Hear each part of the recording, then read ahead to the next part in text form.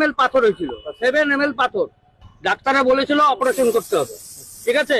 এইবার আমি ওখান থেকে আগেও এসেছি ওনার এখানে এসে আমি তখন ওনাকে বললাম, বলার পরে মা বললেন তুই এই না প্রতিদিন 2টো করে জবা ফুল খাবি খালি পেটে, ঠিক আছে। আর ঠাকুর মায়ের নাম করবি, জয় কৃষ্ণ কালী মায়ের নাম। 7 দিনের ভিতর আমার পাথর বেরিয়ে গেছে, ঠিক আছে। এইবার আমি পরবর্তীকালে আমি আল্ট্রাসাউন্ড করতে গেলাম ডাক্তারের কাছে। ডাক্তার নিজে বলছে এটা কি করে সম্ভব। আমি কিন্তু ওনাকে বলিনি যে আমার এই কারণে, জাস্ট মিরাকেল হয়ে গেছে। মিরাকেল কি করে সম্ভব, বুঝলেন? এই হচ্ছে ব্যাপার।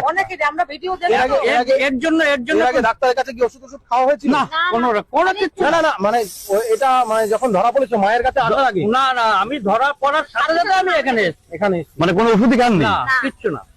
ধরাও পরে ওষুধও খাননি আপনি, এখানে এসে জবা ফুলকে নাম করে ভালো, তাই তো? টেরও পাইনি পড়ে গেছে।